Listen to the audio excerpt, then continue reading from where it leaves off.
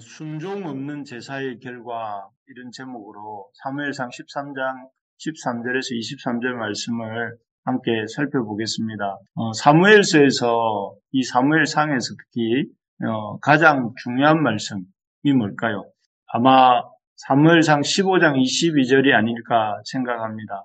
이 말씀은 참 어떤 말씀인가 하면 하나님의 말씀에 자기 기준을 가지고 선택적으로 순종하는 사울, 항상 그렇죠. 하나님 말씀을 자기 기준을 가지고 선택적으로 순종했던 사람이 사울인데요. 사울에게 하나님이 주신 말씀인데요. 순종이 제사보다 낫고, 듣는 것이 순양의 기름보다 낫다. 이렇게 사무엘 선지자를 통해서 사울에게 주셨던 말씀입니다. 순종이 제사보다 낫고, 듣는 것이 순양의 기름보다 낫다. 이런 말씀을 주셨는데요. 물론, 우리가 인간적으로 생각할 때는 부족한 제사를 드리는 것이 제사를 안 드리는 것보다 낫지 않겠는가. 또 이왕 드리는 것이라면 마음속으로는 어떻다 할지라도 마음은 좀 어떤지 모를지라도 겉으로 좀 화려하고 풍성하게 드리는 것이 훨씬 좋은 것이다. 이렇게 생각할 수도 있습니다. 그래서 속보다는 겉이 중요하고 또 안 드리는 것보다 드리는 것이 중요하다. 이렇게 생각하는 게 사람의 마음이죠. 그렇게조차도 안 하는 사람들도 있지 않습니까? 제사를 아예 안 드리는 사람도 있고, 또, 마음을 어떤 탓하면서 제사를 아예 안 드리는 사람도 있고, 그런 사람도 많기 때문에 이런 생각을 하게 됩니다. 하지만, 하나님께서는 그렇지 않으신 것 같습니다. 제사를 드리더라도 중심이 중요하고, 화려한 제사보다는 중심이 있는 제사가 중요하고, 또, 안 드릴지라도, 혹시, 차라리 안 드리더라도 진실한 제사를 드리기를 원하시는 것이 하나님의 마음인 것 같습니다. 오늘 이 블레셋과의 전쟁을 앞두고, 사무엘 제사장을 끝까지 기다리지 않고, 자신이 직접 제사장 노릇을 하면서 번제를 사울이 드렸지 않습니까?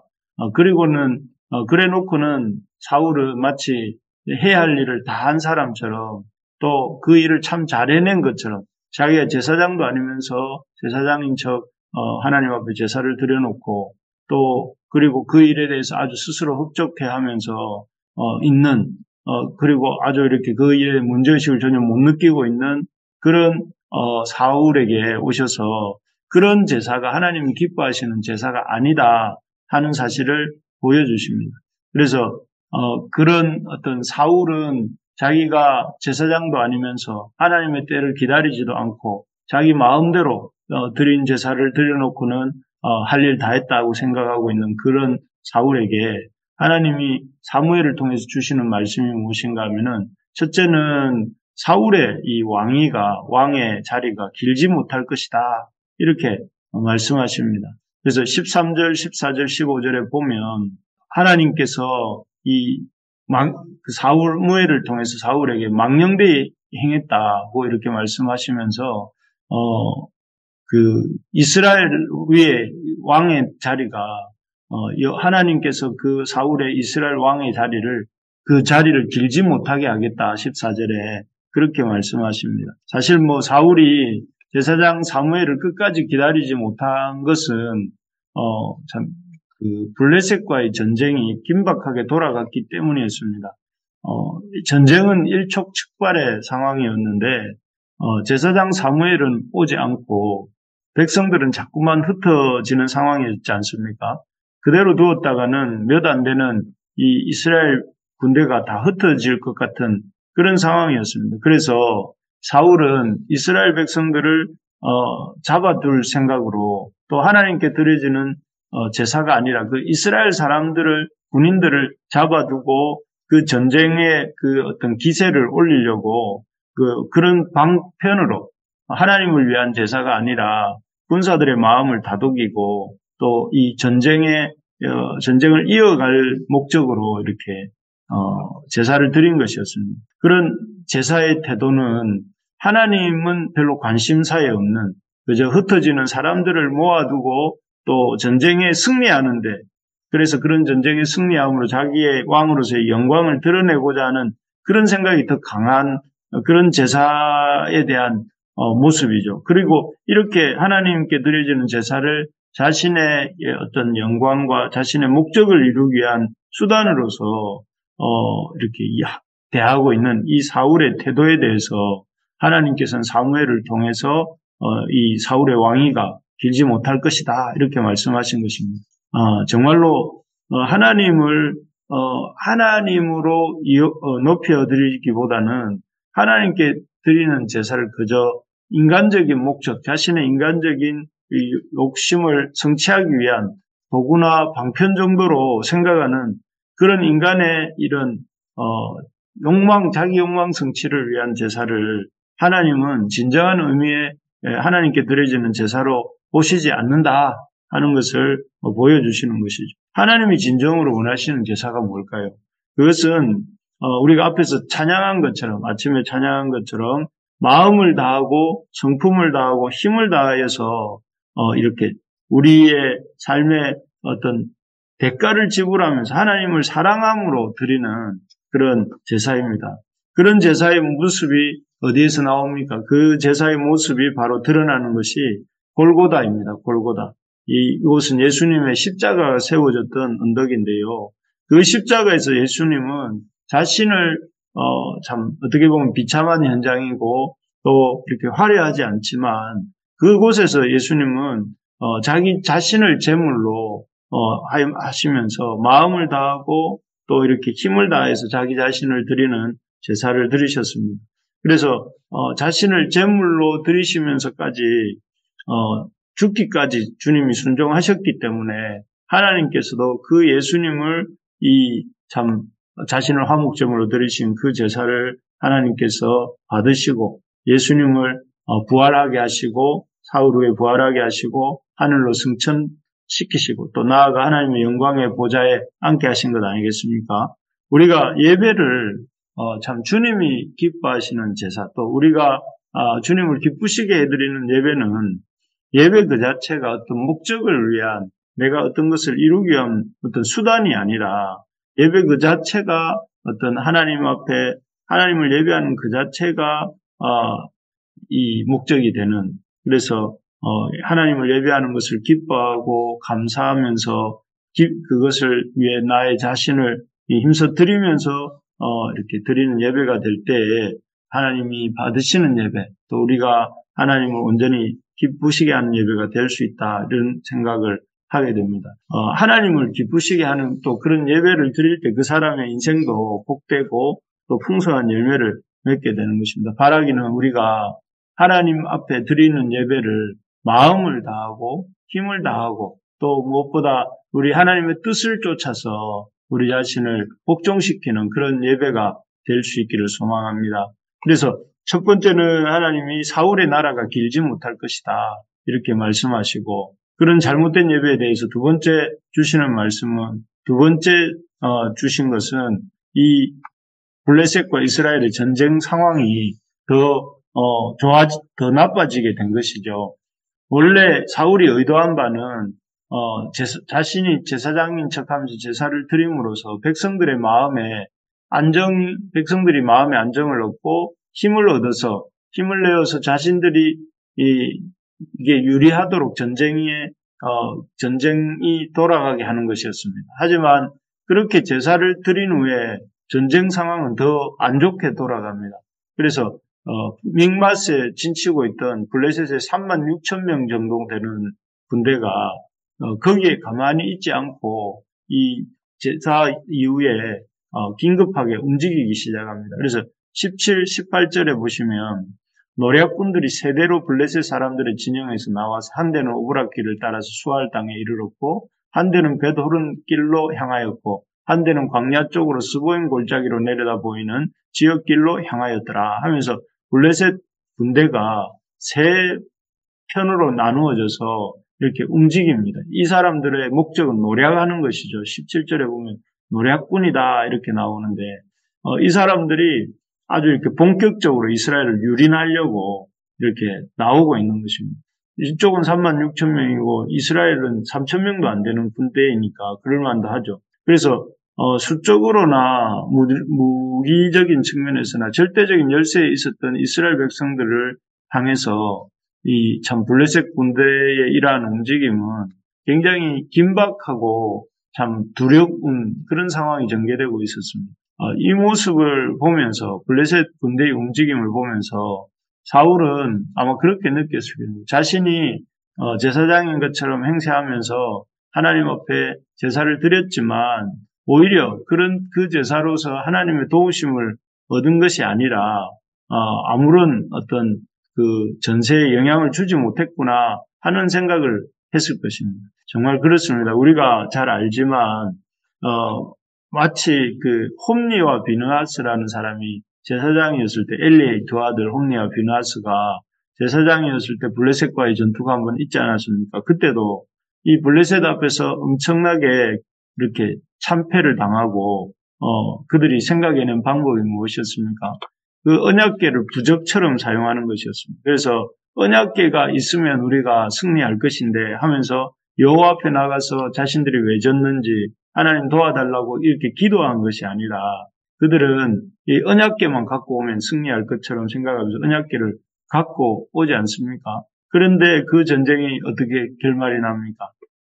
이스라엘이 승리한 것이 아니라 블레셋이 더 용기를 내어가지고 이스라엘을 쳤고 이스라엘 백성들이 많은 사람이 죽고 또 그 전쟁에서는 지고 또 언약궤도 뺏기는 이런 상황이 벌어지지 않았습니까? 이런 것처럼 형식적인 신앙, 하나님 앞에 이렇게 제사를 드리는 것처럼 보이고 또 하나님 앞에 그 하나님의 그 종교의 언약궤를 가져다 놓고 그러기도 하고 이러면서 어떤 형식적으로는 겉보기에는 이런 종교적인 모습들이 있지만 그러나 하나님을 진실로 믿지 않는 그런 이런 중심은 하나님의 어떤 도움도 얻을 수가 없고 오히려 상황을 더 복잡하게 만든다 하는 것을 우리가 보는 것입니다. 정말로 예수님께서 그렇게 말씀하지 않습니까?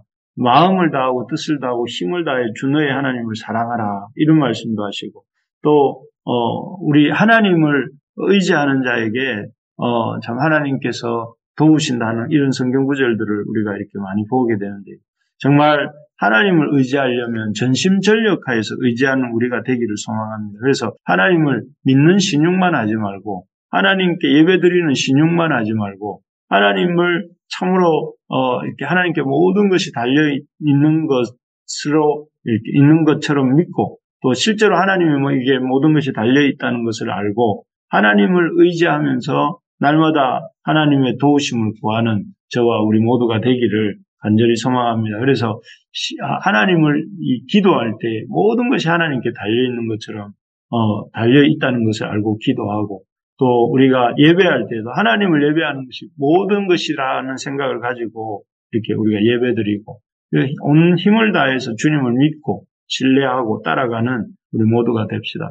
마지막으로 하나님께서 그런 사울의 형식적인 제사에 대해서 그의 왕위가 길지 않을 것과 또 그 전쟁 상황이 그의 뜻대로 돌아가지 않는 것을 보게 하신 후에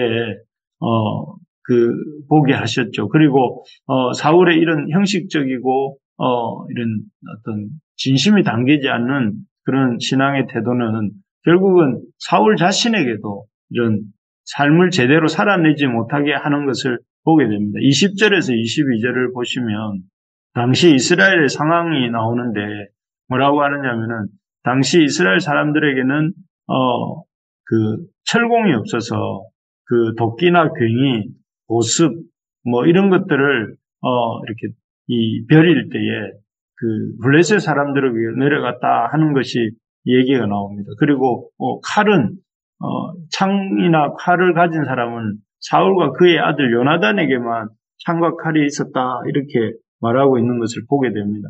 참 이 모습을 보면 이스라엘 상황이 어떤 그 군사력 측면에서도 수적으로 불리했을 뿐만 아니라 무기적인 측면에서도 제대로 된 무기가 없었다.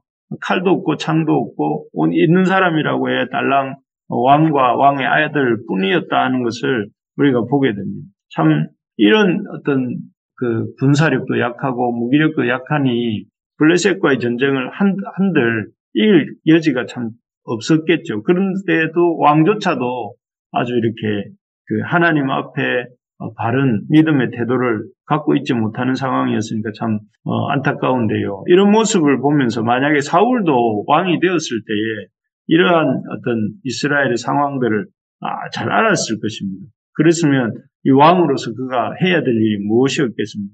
전쟁을 벌이기 전에 그 쇠를 다룰 줄 아는 사람들을 만들어야 되지 않았겠습니까? 이스라엘 가운데 철공들을 좀 이렇게 확보를 하고 또 그런 철공들을 시켜서 이스라엘 백성들에게 칼이나 창을 만들게 하고 또 그리고 그런 칼이나 창으로 무장한 군사들을 세우는 일이 이게 사울이 해야 될 일이었습니다.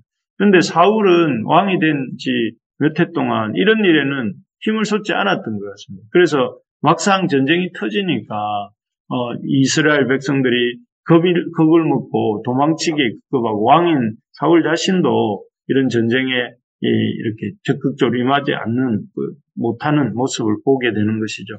그래서 우리가 참 하나님을 온전히 믿고 신뢰하지 못하면 또 하나님께 온전한 예배를 드리지 못하는 삶을 살아갈 때 우리 자신이 실제적인 삶에 있어서도 우리가 제대로 못 살아낸다 하는 것을 보게 됩니다. 우리가 마음과 뜻, 힘을 다해서 하나님을 섬길 때 하나님 우리가 어떻게 살지를 보여주시죠. 그리고 그렇게 하나님이 보여주신 삶을 따라서 힘을 써서 살아나갈 때에 이렇게 현실 속에서도 우리가 어떻게 살아야 될지를 알게 되고 또 그런 삶을 알게 될 때에 이런 우리가 현실을 충실하게 살아나게 될 때에 그 삶 속에서 놀라운 어떤 이 열매들을 맺게 되는 것입니다. 그 대표적인 증거가 어제도 말씀드렸던 것처럼 요셉 같은 사람이 그런 사람입니다.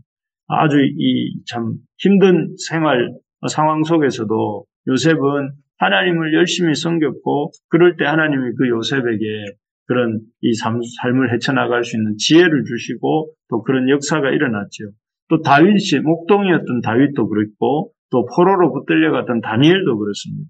그들 모두 주어진 상황 속에서 하나님을 예배하는 일에 힘썼고 그 하나님을 예배할 때 하나님이 그들의 이 힘든 삶을 헤쳐나갈 수 있는 능력을 주셨고 또 그 하나님의 능력을 덧입어서 그들이 속한 상황에서 하나님의 놀라운 역사를 드러냈던 것 아니겠습니까? 우리가 주님을 섬기는 일에 힘을 쓸 때에 우리의 일상도 하나님께서 잘 돌아갈 수 있도록 지혜를 주신다 하는 사실을 기억하고 우리가 날마다 하나님이 주시는 이런 참 하나님을 힘써 섬기는 일에 집중하고 또 그 하나님이 그렇게 섬길 때 주시는 생각과 또 말씀을 따라서 우리가 순종하며 나아갈 때에 우리의 삶에 실제적인 진전 또 실제적인 열매도 맺히게 될 줄로 믿습니다. 말씀을 맺겠습니다. 사울이 하나님의 제사장도 아니면서 하나님의 그 제사를 이용할 목적으로 자기가 제사장인 척 제사를 드렸습니다. 그 결과 그는 오히려 그런 제사를 통해서 얻고자 했던 그런 생각들, 계획들은 하나도 성취가 안 되고 오히려 그의 왕위가 길지 못할 것과 또 상황은 여전히 더 나빠지고 또 더 나아가서 그 삶도 제대로 살아내지 못하는 그런 결과를 맛본 것처럼 맛보게 되는 것을 보았습니다. 우리가 하나님 앞에 참 중요한 것은 형식이나 또 그 겉으로 드러나는 것이 아니라 정말 하나님 앞에 우리의 진심과 또 하나님 앞에 참 힘을 다해서 섬기는 것임을 기억하고 그렇게 섬기는 저와 우리 부르심의 가족들 다 될 수 있기를 간절히 소망합니다.